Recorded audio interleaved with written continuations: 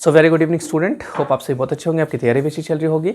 UGC का नया regulation आया और इस रेगुलेशन के आने के बाद भारत में पुरजोर विरोध हो रहा है और जो विरोध करने वाले हैं वो अधिकांश कौन है? सवर्ण जाति से आते हैं और उनका मानना है कि ये जो रेगुलेशन आया है ये सब ठीक नहीं है, ये भेदभाव है, भेदभावपूर्ण है और ये पक्षपात करता है, ये सवर्ण के खिलाफ है। अच्छा, एक चीज़ और देखा गया है कि यहाँ पे कास्ट आइडेंटिटी जो है वो पॉलिटिकल आइडेंटिटी पर हावी हो चुका है। मैं क्या कहना चाह रहा हूँ? मैं ये कहना चाह रहा हूँ कि जैसे जो वर्तमान सरकार के समर्थक है और वो सवर्ण जाति से आते हैं, उच्च जाति से आते हैं, अब वो भी इसका क्या कर रहे हैं? विरोध कर रहे हैं। तो कहीं ना कहीं क्या निकल रहा है यहाँ पे ये दिख रहा है कि ठीक है, पॉलिटिकल आइडेंटिटी मेरा है, एक विचारधारा है मेरा, लेकिन कास्ट से वो नीचे है, कास्ट आइडेंटिटी मेरा क्या है? ऊपर है। यूजीसी का मानना है कि उन्होंने जो बताया है, चूंकि मैंने पूरा पढ़ा, पूरे डिटेल में पढ़ा है, इसलिए मैं आपके समक्ष आया हूं। उनका मानना है कि नहीं, दरअसल हम लोग यहाँ पे क्या करना चाहते हैं कि जो कैंपस है, मतलब कॉलेज है, यूनिवर्सिटी है, यहाँ पे हम लोग एक अच्छा माहौल स्टैब्लिश करना चाहते हैं। ऐसा माहौल नहीं हो कि जो बहुत भेदभावपूर्ण हो, ये माहौल ठीक नहीं है। क्योंकि एक आंकड़ा आया है, उसमें बताया गया है कि 2019 से लेकर के 2024 तक 118.4 118.4% जो जातिगत भेदभाव है, जो कास्ट डिस्क्रिमिनेशन है, उसमें क्या हुई है? बढ़ोतरी हुई है। तो लगभग 118% की बढ़ोतरी हुई है। तो इस तरह का माहौल अगर होता है कैंपस में तो वो सही नहीं है। आप एजुकेशनल इंस्टीट्यूशन में है, वहाँ पे इस तरह का माहौल नहीं होना चाहिए। इसलिए उन्होंने ये जो रेगुलेशन लाया है, इसका नाम है UGC promotion of equity in higher education institutions regulations 2026, इसको ये पूरा इसका नाम है। अब एक चीज समझिएगा, नाम ही है प्रमोशन ऑफ इक्विटी, मतलब हम क्या कर रहे हैं? समानता को प्रमोट कर रहे हैं। हम इक्विटी को क्या कर रहे हैं? प्रमोट करने के लिए ये नया नियम लाए हैं। अब सवर्णों का कहना है कि नहीं, इसको आप बदल दीजिए, इक्विटी हटाइए यहां से। आप यहां पे इनजस्टिस कर रहे हैं हम लोगों के साथ। यहां पे अब सवर्ण का बच्चा कैसे कॉलेज में जाएगा, कैसे यूनिवर्सिटी में जाएगा? आप तो उसको जीने ही नहीं दीजिएगा। पता चला कि अब ऐसा समय आ जाए कि सवर्ण का बच्चा ही क्या कर रहा है? आत्महत्या कर रहा है। ऐसा समय नहीं आ जाए। अब देखिए यहाँ पे क्या है, दोनों पक्ष में आप देखते होंगे, डिबेट देखते होंगे, टीवी में चल रहा है। जो इसके सपोर्ट में है वो इसका इसके गुण को बता रहे हैं, जो इसके विरोध में है ये इसके खामियां को बता रहे हैं। जो पिछड़े तबके या पिछड़े जाति से आते हैं वो लोग इसका स्वागत कर रहे हैं। हाँ, उन लोगों का भी कहना, उसमें भी बहुत लोग ऐसे हैं जो जिनका कहना है कि इसमें भी कुछ खामियां हैं, वो लोग भी खामियां बता रहे हैं, लेकिन इसमें भी और कुछ सुधार की आवश्यकता है। सरकार का स्टैंड क्या है वो बहुत ज्यादा क्लियर नहीं है, क्योंकि सरकार का स्टैंड तो क्लियर था, इससे पता चल रहा है सरकार नहीं लाया है। लेकिन अभी सरकार, मुझे जैसा लग रहा है कि वो असमंजस में, उनको लग रहा है कि शायद गलती की, क्या अब करे क्या? अगर हम इसके पक्ष में बोलेंगे तो पता चला सवर्ण नाराज, इसके विरोध में बोलेंगे तो पता चला कि SC ST OBC नाराज। अब पता चला पॉलिटिक्स आपको पता है कि वोट बैंक पॉलिटिक्स होता है, भारत में बहुत ज्यादा है, और जाति के आधार पर तो आपको पता ही है। अब यूपी में चुनाव होने वाला है, अब सरकार भी थोड़ा सा असमंजस में। अच्छा, सरकार ही नहीं, विपक्ष में जो बैठे लोग हैं, कांग्रेस, विपक्ष में जो सबसे बड़ा party Congress, even Samajwadi party भी कुछ नहीं बोल रहा खुल के। कांग्रेस कुछ, आप देख सकते कांग्रेस की तरफ से भी कोई ऐसा ऑफिशियल स्टेटमेंट नहीं आ रहा। कहीं ना कहीं हर एक पॉलिटिकल पार्टी थोड़ा सा बच रहे हैं इस मुद्दे से, क्योंकि उनको शायद लगा नहीं होगा कि इस तरह का माहौल बन जाएगा। अब यहां पे सवाल ये बनता है कि हम कैसे समझें कि ये सही है या गलत। तो समझने के लिए मैं कोशिश करूंगा बिना बायस हुए आपको हूबहू जैसा है वैसा बताऊं। आप मेरा कास्ट मत पूछिएगा, ये मेरा टाइटल मत देखिएगा कि मेरा टाइटल क्या है, नहीं तो फिर गड़बड़ हो जाएगा। हो सकता है कि पहले से लोग क्या करेंगे, पूर्वाग्रह से ग्रसित हो जाएंगे, पहले परसेप्शन बना लेंगे, अच्छा नीरज सर तो इसी साइड होंगे। देखिए, मेरी कोशिश रहती है, जो मुझे जानते हैं, जो मेरे से पढ़े हैं, अच्छा खासा समय पढ़े हैं, उनको पता है कि मैं जैसा जो रहता हूं वैसा ही पेश करता हूं। मैं ये नहीं देखता हूं कि मेरा कास्ट आइडेंटिटी या फिर नहीं, इसको मैं हावी नहीं होने देता हूं ये सब चीज़ को, ठीक है। तो जो जैसा वैसा ही मैं रखूंगा, इसलिए मैंने बोला कि बिना बायस हुए आपको यहाँ से इंफॉर्मेशन मिलेगा। जैसा जो है मैं बताऊंगा, क्या खामियां हैं उसको भी मैं आप तक रखूंगा, क्योंकि मैंने पूरा डिटेल में से पढ़ा है, एनालिसिस किया, और क्या इसमें अच्छाई है वो भी मैं आपके समक्ष रखूंगा। तो चलिए समझते हैं कि ये यूजीसी रेगुलेशन है क्या।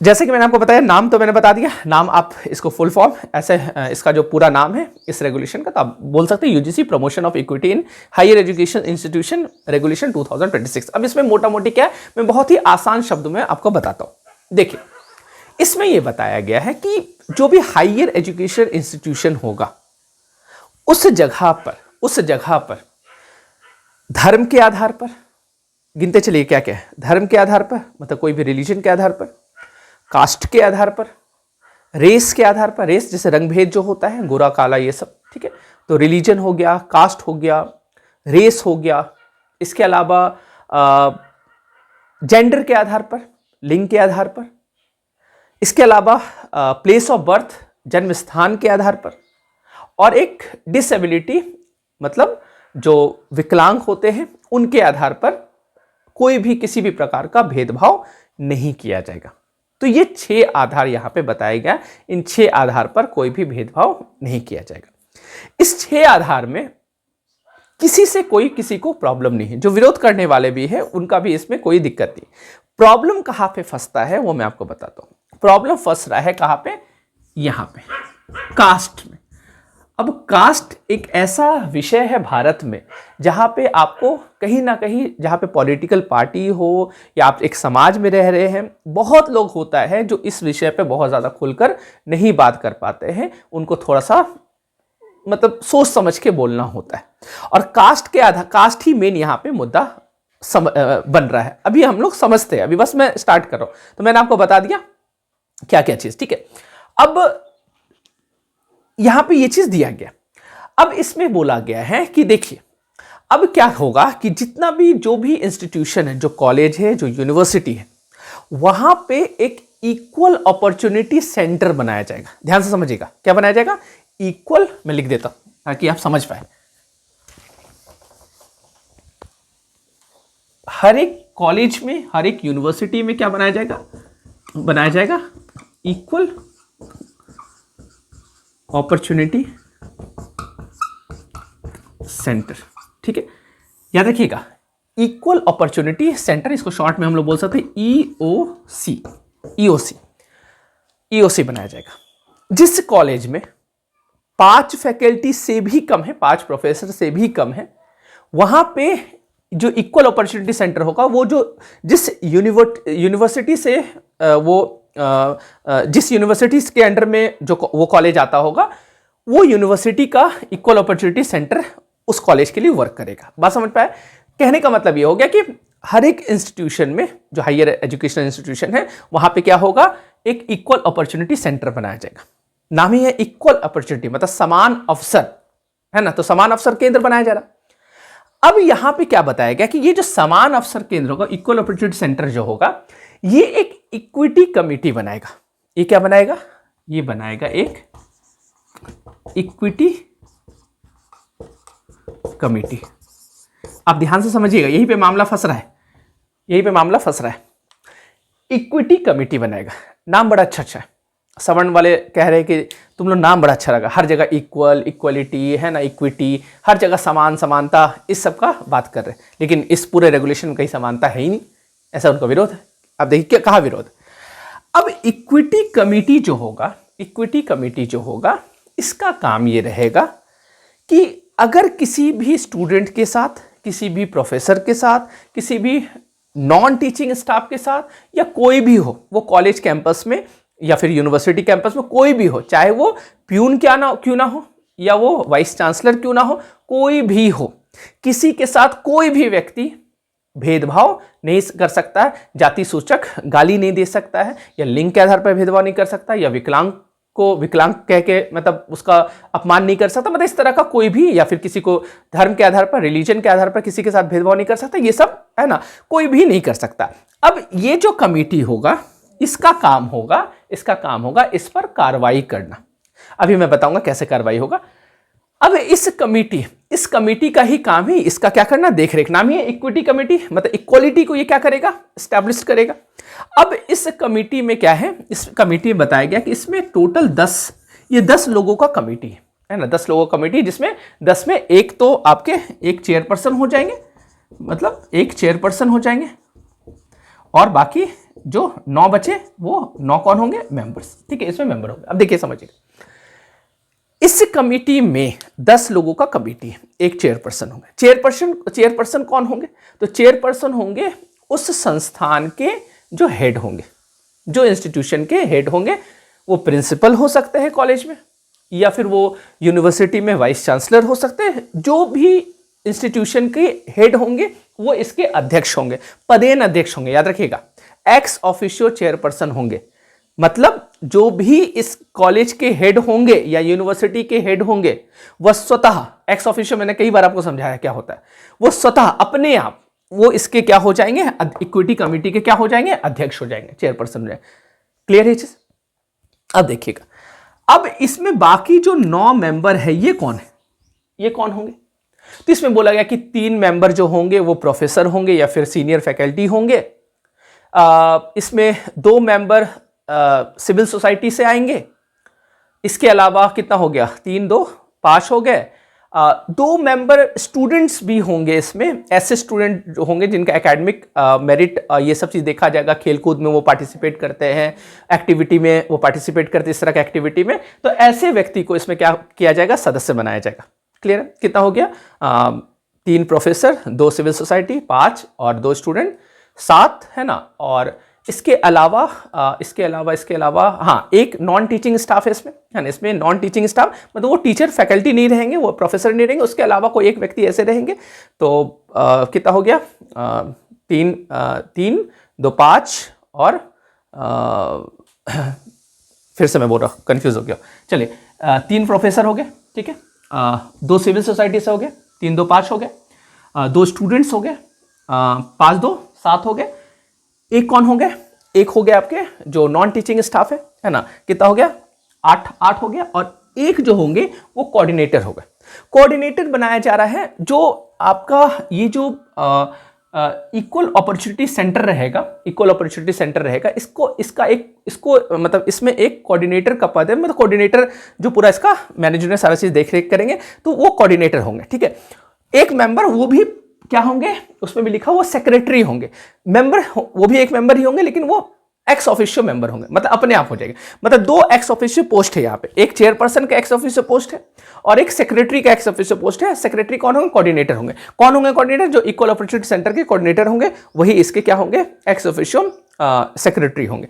तो ये टोटल मिला के कुल मिलाकर कितना हो गया, 10 हो गया 10। स्पष्ट हो गया ना? फिर से मैं काउंट कर दे रहा हूं, चेयरपर्सन 1 हो गए, 3 प्रोफेसर हो गए, 3 1 4 हो गए, 2 सिविल सोसाइटी से 6, 2 स्टूडेंट कितना 8, एक नॉन टीचिंग स्टाफ 9 और एक कोऑर्डिनेटर 10, ठीक है। अब ये जो 10 मेंबर का जो कमिटी है, 10 लोग इसमें शामिल होंगे, एक चेयरपर्सन प्लस 9 मेंबर। अच्छा, इसमें जो 2 स्टूडेंट्स होंगे उनको स्पेशल इनविटेशन दिया जाएगा तभी वो आएंगे, वो परमानेंट एक तरह से नहीं है, स्पेशल इनवाइट करने पे उनको लाया जाएगा। इसमें बोला गया कि स्पेशल इनवाइट जिनको किया जाएगा उनका कार्यकाल 1 वर्ष का होगा, बाकी लोग जो होंगे उनका कार्यकाल 2 वर्ष का होगा, है ना। तो कार्यकाल आप ध्यान रखिएगा, उनका जो टेन्योर होगा वो 2 वर्ष का होगा और जो इनवाइट किए जाएंगे उनका टेन्योर कितना होगा, 1 वर्ष का होगा। क्लियर है? साल में 2 बार आपको मीटिंग करना है ना, साल में 2 बार आपको मीटिंग करना, जनवरी महीने के अंत में और जुलाई महीने के अंत में आपको मीटिंग करना होगा। मतलब 2 बार बाय एनुअल आपको क्या करना पड़ेगा, मीटिंग इसमें बैठक करना पड़ेगा, ठीक है। और कितना क्या क्या हुआ सारा चीज आपको बताना पड़ेगा। तो खैर, अब मामला फंसता है यहां पे। अब इस 10 में बोला गया कि इसमें SC ST विमेन, या फिर हम लोग लिख देते हैं ऐसे SC ST OBC विमेन और जो डिसेबिलिटी है, जो विकलांग है, कितना हो गया, 1 2 3 4 5, 1 2 3 4 5। मतलब क्या हो गया, SC ST OBC विमेन और डिसेबिलिटी विकलांग, ये 5 जो है, ये 5 वर्ग से लोग होंगे ही होंगे। मतलब SC से एक सदस्य होंगे ही होंगे, ST से भी होंगे, एक महिला होगी ही होगी, एक OBC होंगे और विकलांग होंगे। अब यहां पे सबसे ज्यादा जो विरोध किया जा रहा है वो यही पे OBC। एक OBC को क्यों लाया, है ना, एक तो OBC को क्यों लाया, पहला चीज। और अगर OBC को लाए तो जनरल वाले कहाँ हैं, बात समझ पा रहे हैं? उनका कहना है कि इस कमेटी में जनरल वाले का कोई भी जगह कहाँ है, नहीं तो कहीं तो नहीं दिख रहा है। आपने नाम रखा इक्विटी कमेटी, और इक्विटी कमेटी में सवर्ण है ही नहीं, क्योंकि जिनके खिलाफ ये अधिकांश संभावना है, जिनके खिलाफ कंप्लेन किया जाएगा जिनके खिलाफ कंप्लेन किया जाएगा वो तो इसमें है ही नहीं, वो तो है ही नहीं इसमें। उनके भी एक प्रतिनिधि होने चाहिए ना, उनके भी तो एक प्रतिनिधि होने चाहिए। अच्छा, अब इसमें थोड़ा सा जो इसके सपोर्ट में है, मैं साथ ही साथ बताते चल रहा हूं आप लोग को, जो इसके जो इसके समर्थक हैं उनका मानना है कि देखो, अगर देखा जाए तो रिजर्व कैटेगरी तो 3 ही है, SC, ST और OBC, 3 ही तो रिजर्व कैटेगरी है। इसका मतलब विमेन जो है वो जरूरी है कि SC, ST, OBC से आए, विमेन तो जनरल से भी आ सकती है, पहला चीज। अच्छा, इसमें जो विकलांग होंगे वो भी तो किसी भी कैटेगरी से आ सकते, वो तो जनरल भी हो सकते हैं, सवर्ण भी हो सकते हैं, कोई भी हो सकते हैं। एक तरह से देखा जाए तो 10 में सिर्फ 3 ही तो सीट है जो रिजर्व है, यानी कि 7 तो जनरल से ही आएंगे। उनका कुल मतलब ऐसे कहना है कि नहीं, 3 ही सिर्फ रिजर्व है, बाकी 7 जनरल ही है। बात समझ पा रहे? तो आप क्या चीज का विरोध कर रहे हैं? तो सवर्ण का जो विरोध कर रहे बोले कि नहीं, यहां तो सवर्ण है ही, आपका विरोध करने का कोई जगह नहीं बन रहा है यहाँ पे। बात समझ पा रहे? अच्छा, ये भी तर्क दिया जा रहा है कि जो सेंट्रल यूनिवर्सिटी है, जिसमें जो सेंट्रल यूनिवर्सिटी 45 है, 45 सेंट्रल यूनिवर्सिटी है, जिसमें 38 यूनिवर्सिटी के वाइस चांसलर जो है वो सवर्ण है, मतलब उच्च जाति से आते हैं, जनरल से आते हैं। बात समझ पा रहे? इसमें से 45 यूनिवर्सिटी में 38 यूनिवर्सिटी में कौन है वाइस चांसलर? कौन है वाइस चांसलर? सवर्ण है, मतलब उच्च जाति से आते हैं। इसमें से एक SC से है, एक ST से है और 5 OBC से है। इसका मतलब अधिकांश जगह पे 80% से भी ज्यादा जो यूनिवर्सिटीज होगा, वहां के जो चेयरपर्सन होंगे वो तो एक्स ऑफिशियो चेयरपर्सन होंगे, जो हेड रहेंगे इंस्टीट्यूशन के। तो वाइस चांसलर यूनिवर्सिटी में है। इसका मतलब 38-45 में 38 जगह पे जो चेयरपर्सन ही है वो तो खुद सवर्ण है। तो आप क्या चीज का विरोध कर रहे हैं? जो इसके पक्ष में उनका ये भी है ना मानना है। तो खैर, बात समझ पा रहे? लेकिन जो सवर्ण है उनका ये कहना है ना, उनका कहना है, जो जनरल कैटेगरी में आते हैं उनका ये मानना है कि देखिए, आपको जनरल लिखने में क्या दिक्कत है? जरूरी नहीं कि वही है, हो सकता है महिला भी आप SC कोई चुन लें, ऐसा भी तो हो सकता है। तो खैर, ये एक डिबेट का विषय बना है, इसको थोड़ा सा क्लियर करना पड़ेगा। एक तो ये चीज, तो ये मैंने आपको बताया इक्विटी कमेटी, ठीक है। अब देखिए, अब होगा क्या कि जो किसी, अच्छा, इसमें एक इक्विटी हेल्पलाइन बनाया जा रहा है, इक्विटी स्क्वाड बनाया जा रहा है। इक्विटी स्क्वाड क्या करेगा? जैसे पुलिस के जैसा स्क्वाड होगा, वो कुछ ग्रुप लोगों का बनाएगा, वो देखेगा, कॉलेज के कैंपस में घूमेगा, यूनिवर्सिटी के कैंपस में घूमेगा, देखेगा कहीं कोई जाति सूचक गाली तो नहीं दे रहा, कहीं लिंग के आधार पर कोई भेदभाव तो नहीं कर रहा है ना, कहीं विकलांग को कुछ तो गलत नहीं बोल रहा, कहीं धर्म के आधार पर भेदभाव नहीं। उसका काम होगा घूम घूम के देखना। चूंकि अभी आप जो देख रहे हैं इसमें कहीं भी, जैसा कि मैंने आपको बोला कि कहीं लिंग के आधार पर तो भेदभाव नहीं हो रहा, या फिर देखिएगा डिसेबिलिटी के आधार पर तो भेदभाव नहीं हो रहा, मतलब विकलांग के आधार पर भेदभाव तो नहीं हो रहा, या फिर धर्म के आधार पर तो भेदभाव नहीं हो रहा। इन विषय पर अभी आप देखते होंगे न्यूज में चर्चा नहीं चल रहा। अभी एक ही विषय केंद्रित है, वो है जाति, कास्ट। और कास्ट के आधार पर ही अभी आप देख सकते हैं न्यूज में जो भी डिस्कशन चल रहा है वो कास्ट पर ही आधार है। मतलब कुल मिला के लोग कह रहे हैं कि जो स्क्वाड बनाया जाएगा वो घूम घूम के पूछेगा, देखो जाति के आधार पर तो भेदभाव, वो सिर्फ जाति के आधार पर नहीं पूछेगा, वो ये भी देखेगा कि लिंग के आधार पर तो भेदभाव नहीं हो रहा। वो सारा जो कि मैंने बताया, ये रंग भेद तो नहीं हो रहा, या किसी का जन्म स्थान के आधार पर भी तो नहीं हो रहा, कोई ऐसा फलाना राज से आया है। बहुत लोग ऐसा भी होता है कि फलाना राज से आया, बोला वो तुम तो पिछड़ा राज से आया है, तुम्हारा जन्म स्थान ऐसा है, तो उसके आधार पर भी भेदभाव नहीं हो रहा। तो यहां पर यह चीज बताया गया। अब देखिए क्या है, अब इसमें क्या है, जो शिकायतकर्ता होंगे, अब जातिगत में बात कर रहा हूं, जो अभी मेन विवाद चल रहा है, फिर मैं और भी विषय पे आऊंगा। जो शिकायतकर्ता होंगे, अब शिकायतकर्ता मतलब, अब एक एग्जांपल लेते हैं, जैसे मान लीजिए कि ए व्यक्ति है, मान लेते हैं ये SC ST OBC, SC से ST से या OBC से बिलोंग करते होंगे, क्योंकि जाति के आधार पर जो बताया गया वो SC ST OBC ही लिखा गया, ठीक है। लिंग वो तो अलग से दिया गया। तो कास्टिज्म, कास्ट डिस्क्रिमिनेशन जो होता है वो SC ST OBC इनको मतलब इनके साथ होता है, ऐसा इसमें बताया भी गया। तो SC ST OBC जो होंगे, जिसका कास्ट डिस्क्रिमिनेशन होगा, मान लेते हैं बी नाम का कोई व्यक्ति है, बी कोई सवर्ण है, ठीक है, कोई सवर्ण है उच्च जाति से। ए ने क्या किया, बी पे आरोप लगा दिया कि बी जो है वो हमको क्या कर रहा है, जाति सूचक गाली या फिर कुछ भी, मतलब जाति आधार भेदभाव कर रहा है, मेरे साथ डिस्क्रिमिनेट कर रहा है। ये बी कोई भी हो सकता है, ये स्टूडेंट हो सकते हैं, ये टीचर हो सकते हैं, प्रोफेसर हो सकते हैं, प्यून हो सकते हैं, या फिर प्रिंसिपल हो सकता है, कोई भी हो सकता है। तो ये बी कोई भी हो सकता है, ठीक है।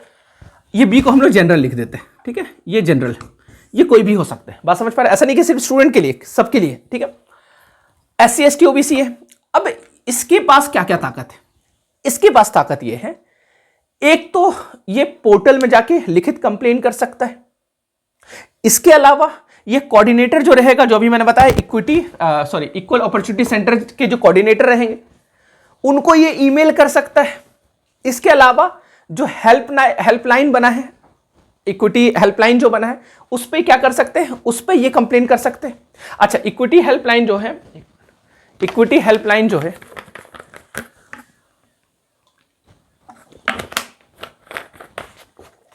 इक्विटी हेल्पलाइन जो है वो 24 घंटा काम करेगा। इक्विटी हेल्पलाइन 24 आवर काम करेगा।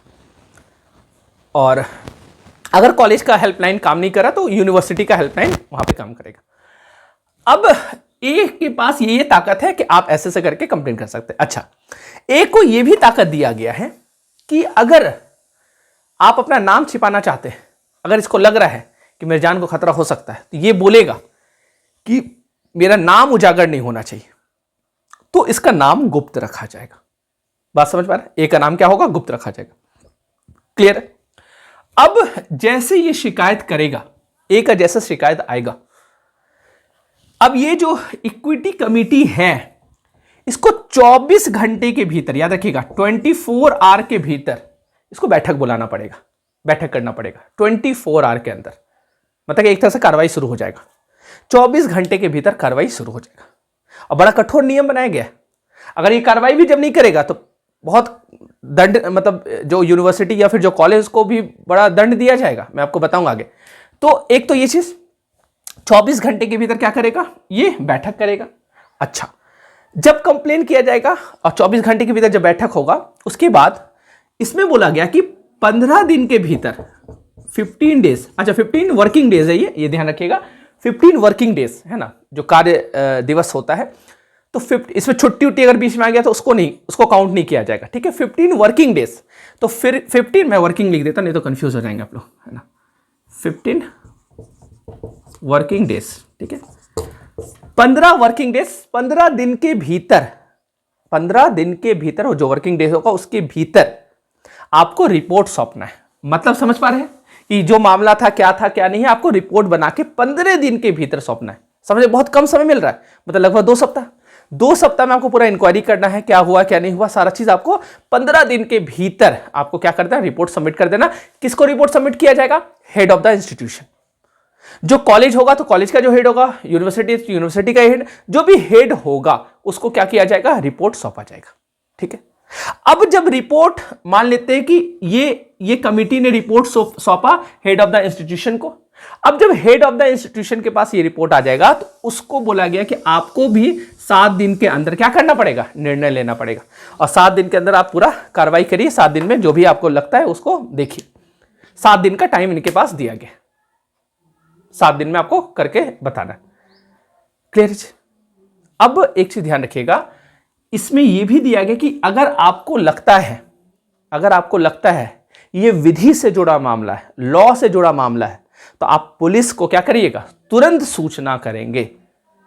मतलब पुलिस के पास सूचना जाएगा। अब थोड़ा सा यहां पे ये भी है, इस कानून में कहीं ना कहीं लूपहोल आप कह सकते हैं कि बी के पास जो है, अब बी का जो करियर है कहीं ना कहीं चौपट तो नहीं हो रहा है, जो सवर्ण लोग का क्या है, विरोध का मेन आधार है। बी के पास क्या है, क्या इनके पास कहीं अपील करने का जगह है? तो है, अपील करने का जगह है। इनके पास अपील करने का जगह है लोकपाल।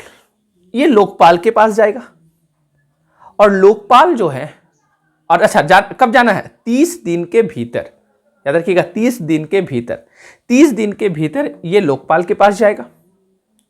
और लोकपाल को भी 30 दिन के भीतर अपना कार्य करना है, कोशिश करना है कि हम इसको निपटा दें। 30 दिन के भीतर निपटाना है। बहुत कम समय सबको मिल रहा है। कम समय मिलना एक इसका आप कह सकते हैं कि इसका एक इसका पॉजिटिव चीज भी एक है, पॉजिटिव रूप आप इसका देख सकते हैं। पॉजिटिव रूप इसका ये है कि जल्द से जल्द इस पे क्या होगा, कार्रवाई होगा। ये तारीख पे तारीख नहीं होगा। एक तो ये चीज। निगेटिव इसका क्या है ना, 2 पहलू आप कह सकते हैं। एक पहलू तो सकारात्मक पहलू है कि जल्द से जल्द कार्रवाई किया जाए। नकारात्मक पहलू ये है कि हो सकता है दबाव में आकर ये गलत, है ना, गलत डिसीजन दे दे, ऐसा भी हो सकता है। गलत डिसीजन। क्यों? क्योंकि मैं अब आपको बता रहा हूं, क्योंकि इस कॉलेज और इस यूनिवर्सिटी पे भी तलवार लटका हुआ है। इस रेगुलेशन में यह भी बताया गया कि अगर आप जैसे 15 दिन के भीतर नहीं करेंगे या 7 दिन जो टाइम दिया गया, टाइम पीरियड के भीतर अगर आप नहीं करते हैं तो उस यूनिवर्सिटी को क्या कर दिया जाएगा, या उस कॉलेज का मान्यता को रद्द कर दिया जाएगा, उसको फंडिंग नहीं दिया जाएगा, या जो भी यूजीसी की तरफ से जो सुविधा दिया जाता है वो सब सारा क्या हो जाएगा, बंद हो जाएगा। वो सारा सुविधा बंद हो जाएगा। लिस्ट से उसको यूनिवर्सिटी का या कॉलेज का उसको लिस्ट मतलब यूजीसी के लिस्ट से उसको बाहर कर दिया, मतलब पूरा दंड दिया जाएगा, मतलब खत्म हो जाएगा पूरा। तो अब ये दबाव कहीं ना कहीं कॉलेज पे या फिर यूनिवर्सिटी पे रहेगा। तो ये इसका एक नकारात्मक पहलू भी निकल कर आ रहा है। बात समझ पा रहे हैं? तो आप समझिएगा, तो ये यहां पे मेन मामला यहां पे ये फंसता है, इसी के आधार पर हो रहा।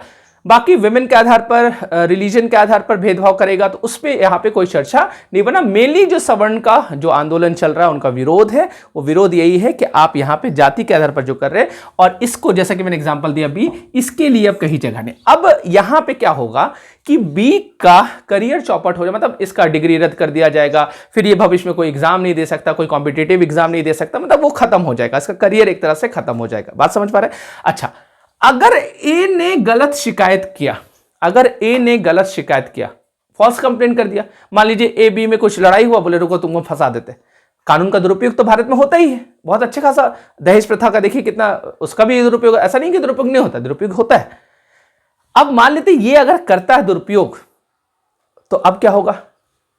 अगर ये पता चल गया कि ये दुरुपयोग किया, ये गलत इस पे क्या किया, आरोप लगाया, तो इस पे क्या कार्रवाई की जाएगी? तो इस पे कोई कार्रवाई नहीं की जाएगी। ये स्पष्ट इस रेगुलेशन में नहीं किया गया, ये बताया नहीं गया, ये बोला कि नहीं, इस पे कोई भी कार्रवाई आपको देखने को नहीं मिलेगा।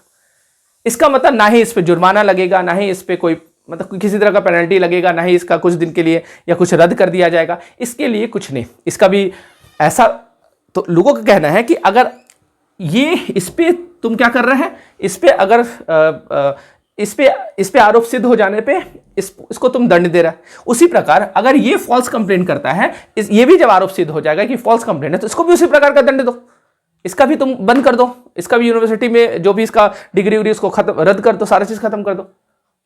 बात समझ पा रहे हैं? तो ये इस मेनली रेगुलेशन में, और इस रेगुलेशन का में जो ये रेगुलेशन आने के बाद जो विरोध चल रहा है, इसका मेन वजह यही है। बात समझ पा रहे हैं? मैंने आपको जैसे था वैसा मैंने आप तक रख दिया। अब आपके ऊपर, आप इस पर निर्णय लीजिए, क्या आपको लगता है कि ये सही है, गलत है? अगर कुल मिलाकर निष्कर्ष देखा जाए तो इसमें आप कह सकते हैं कहीं ना कहीं कि कुछ खामियां जरूर हैं, उस खामियां को कहीं ना कहीं पूरी करनी चाहिए। और बिल्कुल जातिगत भेदभाव होता है, ये भी एक सच्चाई है, इसको भी कहीं भी टाला नहीं जा सकता है।